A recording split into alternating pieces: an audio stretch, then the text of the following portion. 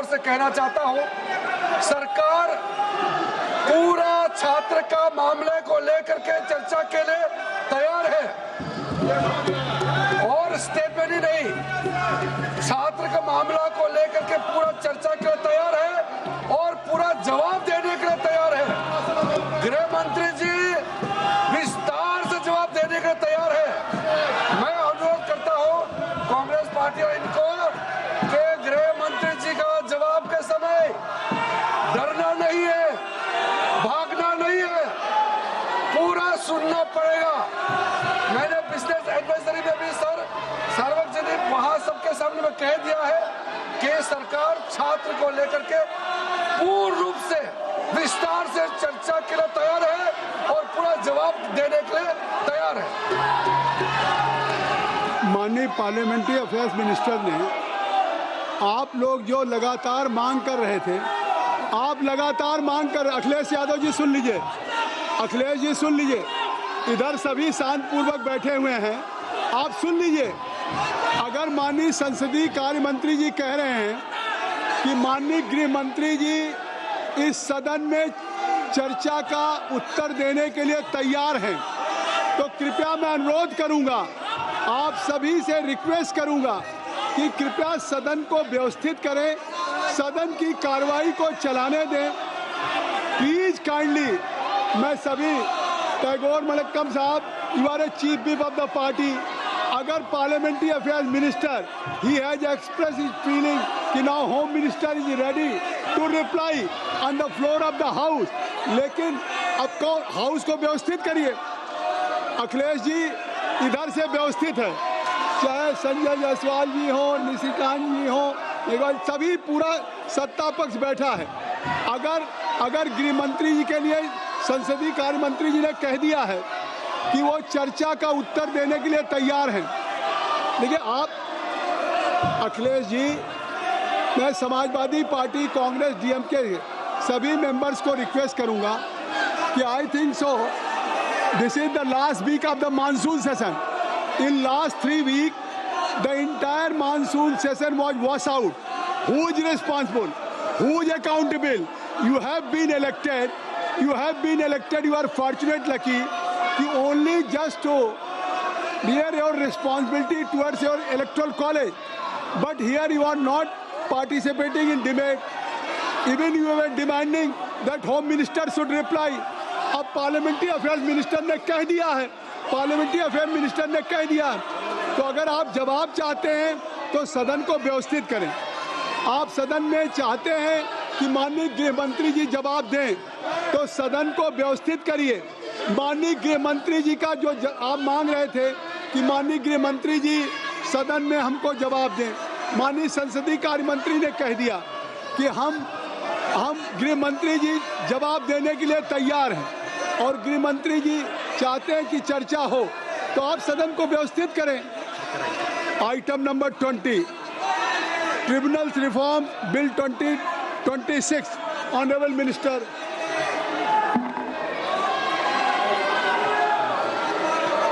Honorable Chairperson, sir, with your kind permission, I want to move that the bill to improve the efficiency, मेरी request है, ensure independence, नीचे करिए, transparency, ये display इस तरह से प्ले कार्ड डिस्प्ले करना, the qualification, ये इस तरह से प्ले कार्ड डिस्प्ले, ये न नियम परमिट करता है न चेयर करता है।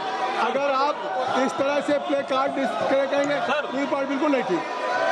sir, माननीय मंत्री जी, sir, with your kind permission, I want to move that the bill to improve the efficiency, ensure independence, transparency and uniformity in the qualifications, appointment, terms and conditions of the service of chairperson and members of the various tribunals, the administration and functioning of the tribunals, to establish a national tribunal commission and to make consequential amendment in the related enactments and for matters connected therewith or incidental thereto be taken into consideration. अध्यक्ष जी, आज ये बहुत महत्वपूर्ण bill सदन के समक्ष आया है। ये जो रिफॉर्म एक्सप्रेस देश में चल रही है नरेंद्र मोदी जी के नेतृत्व में, उसी का ही एक ये पार्ट है और आपने अनुमति प्रदान की है, इसलिए मैं आपका आभारी हूँ। हमारे संविधान के आर्टिकल 323A और 323B में ये उपबंधित किया गया है और बाद में एक सोरेन सिंह कमेटी की रिकमेंडेशन के आधार पर 42वें संविधान संशोधन 1976 के अंतर्गत संविधान में शामिल किया गया ट्रिब्यूनल की व्यवस्था को, ये मैं बताना चाहता हूँ। और इससे देश आज़ादी से पहले भी एक हमारे यहाँ ट्रिब्यूनल था, ITAT, इनकम टैक्स ट्रिब्यूनल, तो वो 1941 का था, लेकिन ये 76 में फिर ये ट्रिब्यूनल की व्यवस्था की गई।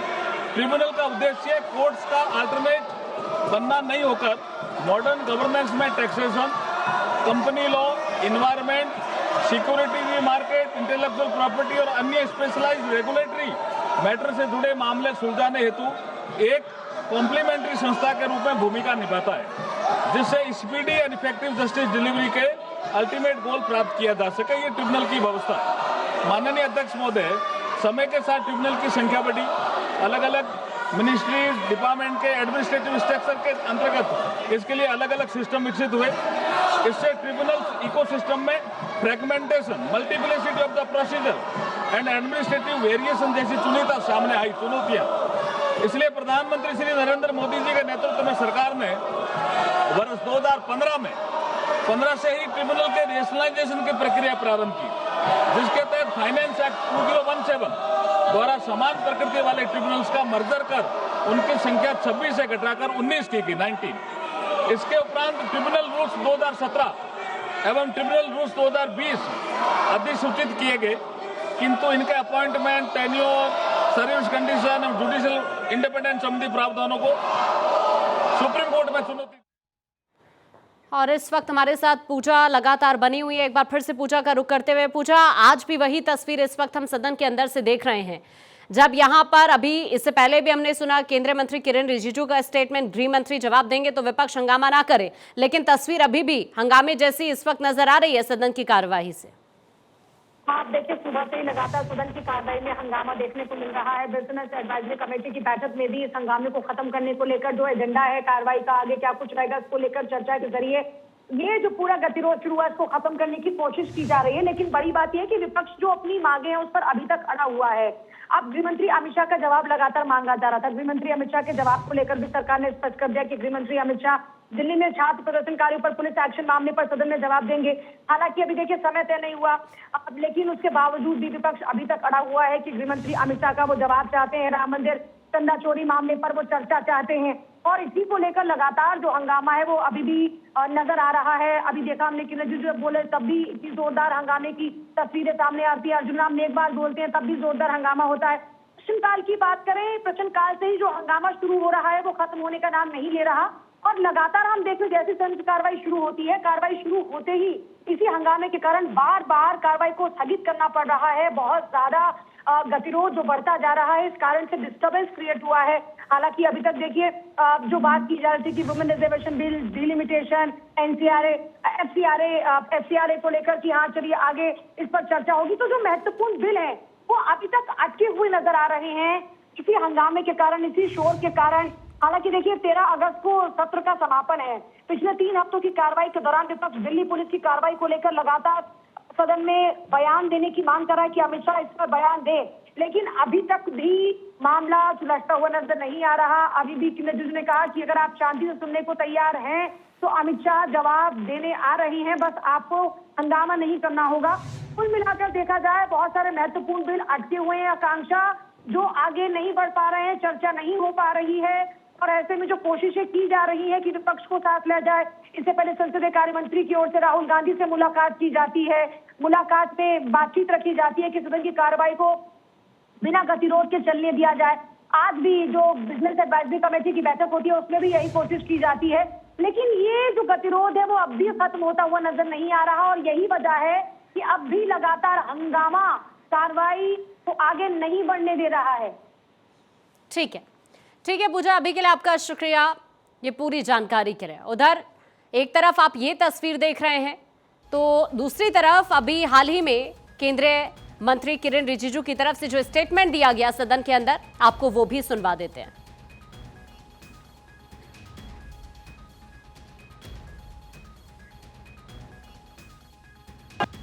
सभापति महोदय जी, कांग्रेस पार्टी और राहुल गांधी जी पहले दिन से ये मांग कर रहे थे कि गृह मंत्री अमित शाह जी को स्टेटमेंट देना चाहिए।